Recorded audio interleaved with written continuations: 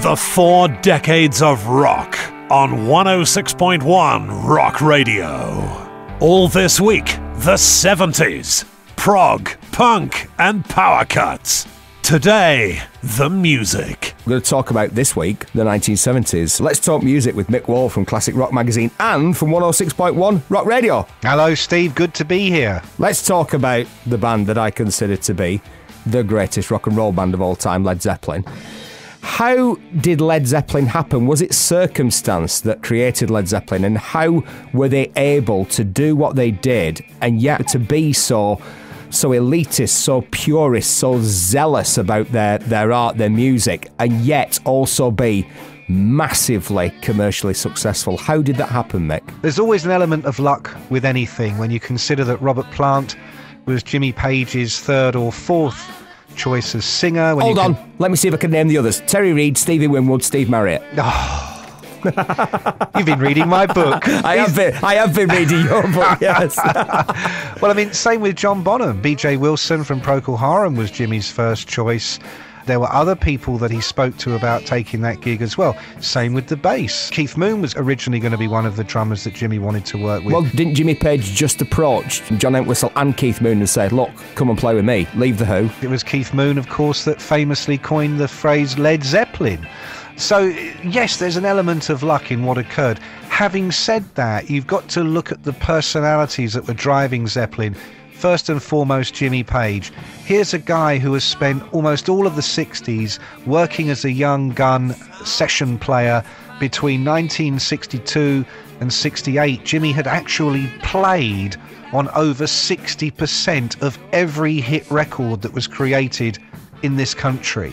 You then find him joining the Yardbirds, taking a step down in salary to join the Yardbirds, who unfortunately were coming to the end of their kind of creative life, which he found terribly frustrating. He wanted to embrace what was going on with Cream, what was going on with Pink Floyd and The Who, this whole album-oriented development in rock music, and the Yardbirds just weren't equipped to do it. So with all that in mind, and bearing in mind also that Jimmy is at this point a wealthy man too, he forms what for him is the Dream Team supergroup, a group that will not bow to singles, will not do television unless they want to, a group that will not kowtow to the press, a group that will simply exist entirely for the music. It's cool, it's groovy, it's number one, the Led Zeppelin. The Led, what? The Led Zeppelin, but I'm afraid that you and other dads like you, Bob, may never have heard of them. But this British group has made musical history today. Readers of the Melody Maker have voted them the top world group. The significance is that the Beatles have held this title for 8 years, but now the Beatles are out.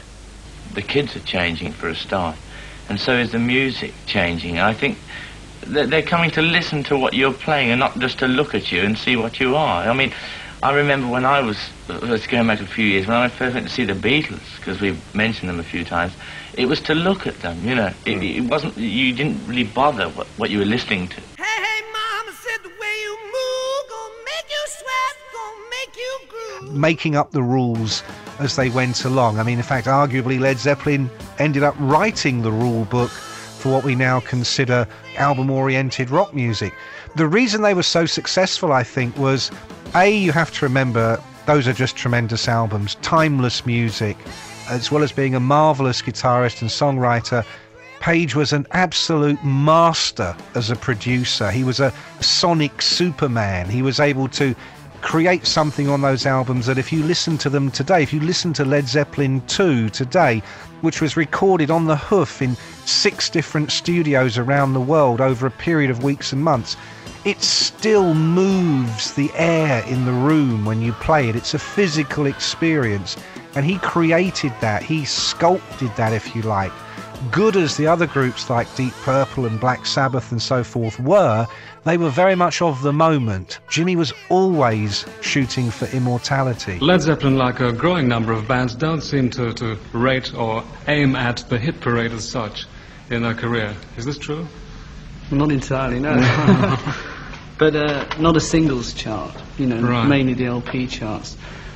Because I think if you have a hit single, then you have the trouble with the record companies saying, well, you've had one hit single, now you've got to have a follow-up, and for us it's hard enough, to get the albums going, let alone singles as well. Let's talk about Black Sabbath. How important are they? Is their work timeless in the same way?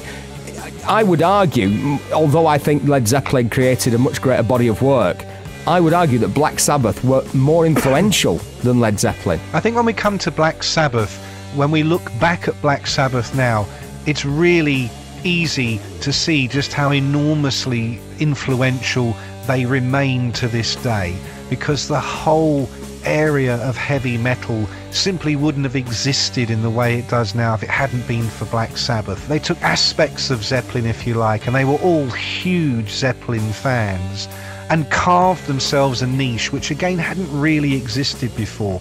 At the time they were doing it, they were regarded somewhat as the runt of the litter. Ozzy didn't have Robert Plant's fantastic voice or Ian Gillan's range.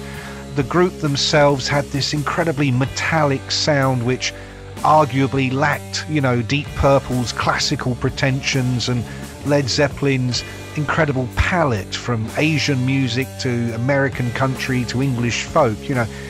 Sabbath did what they did, but wind the clock forward and suddenly you go, oh my God, what they did actually was extraordinary. And similarly to Zeppelin, if you play any of those Sabbath albums from the 70s which featured the classic Ozzy Osbourne lineup, they still sound amazing to this day. How original and how distinctive and how new Tony Iommi's sound was. How did you develop it? I don't really know myself. It came from, we used to do a lot of blues and jazzy sort of stuff, and from there I just came up with the first initial Wicked World, and I came up with Black Sabbath, the riff, and they just seemed so different, and God knows where they came from. I just no idea. I just felt the hairs on my arms coming up,